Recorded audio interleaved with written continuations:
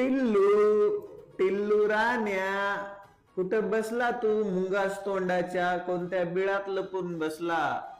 छत्रपतींनी मुहूर्त मेढ रोवलेल्या स्वराज्याचं भविष्यात वटवृक्षात रूपांतर झालं आणि त्याचं नाव होतं मराठा साम्राज्य.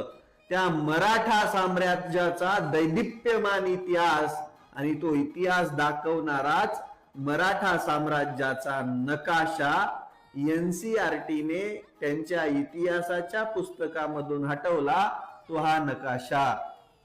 मग माझी विचारणा त्या टिल्लू राण्याला आहे, कोंबडी चोरा, नेमका कोणत्या बिळात लपून बसलाय रे ढोंग्या?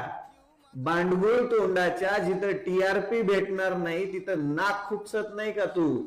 आता तुझं कुठं गेलं? ज्या हिंदुत्वाचं तू पांघरून घालून हिंडत असतो, जो ढोंगीपणा तू दाखवत असतो, तो कुठे गेला तुझा ढोंगीपणा? आता नाही दिसत का तुला?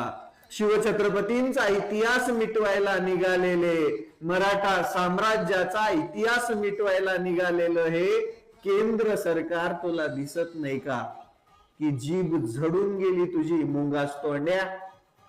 लय आरडत असतो ना. अरे तुम्हाला एक सांगू का, ही जी भिकारचोट मंडळी आहे ना, या लोकांना हिंदुत्वाशी काही घेणं देणं नाहीये. ह्यांना घेणं देणं आहे यांच्या राजकारणासोबत आणि हे ज्या खुर्चीवरती बसलेत त्या खुर्ची सोबत. ते वाचवण्यासाठी आपल्यासारख्या सर्वसामान्यांची माती भडकवण्याची ही कामं करताय. खरं हिंदुत्वाचं काम काय? या NCERT ला जाब विचारणं. यांनी मराठा साम्राज्याचा नकाशाच कसा हटवला याबद्दल विचारणा करणं म्हणजे खरं हिंदुत्व आहे.